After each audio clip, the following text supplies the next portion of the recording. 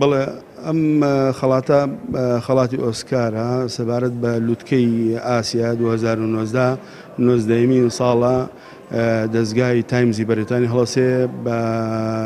پێدانی خەڵاتی ئۆسکار بۆ ئەو زانکۆیانی کەوا متەمەیزن لە چەند بوارێکایە بواری زانکۆی کەرکووک ئەو بوو پشتیوانی و پشتگیری خوێندکاران پرۆژێکی هەبوو ئەو پارێزگانی کە کوتووە ژێر دەستی داعشی ئێرهابی وەکو مووسڵ تکرید ئەمبار حەوت زانکۆی عێراقی ڕووخا وێران بوو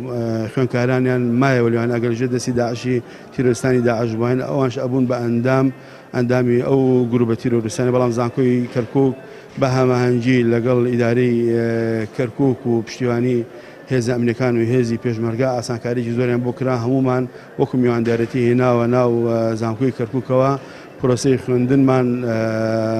بۆیان گونجان هەرچی پێداویستیە بوو بۆی ئەمان ڕوخسان بۆ ئەوەی دوا ڕۆژ ئەم 50,000 تەلەبە بنە ئەندامێکی باش کاریگار سودبەخش بوون بۆ کۆمەڵگا لەبەر ئەگەر لەژێر دەستی تیرۆریستانی داعش بماین ئەبوون بە ئەندامێکی تیرۆریستان زەرەربەخشە بوون بە کۆمەڵگا ئەمە کردمان بە پرۆژەیەک پێشکەشی ئەو دەستگایەمان کرد حەوت زانکۆ منافسمان دەرچوو زانکۆیەکی یابانی زانکۆیەکی سینی دوو زانکۆی مالیزی دوو زانکۆی تورکی زانکۆیەکی سەنغافوری لەبەرەوەی لوتکەکە 81 زانکۆی ئاسیوی بەشدار بوون لە 21 دەوڵەتەوە بەڵام خۆشبەختانە زانکۆی کەرکووک توانی پلەی یەکەم بەدەست بێنێت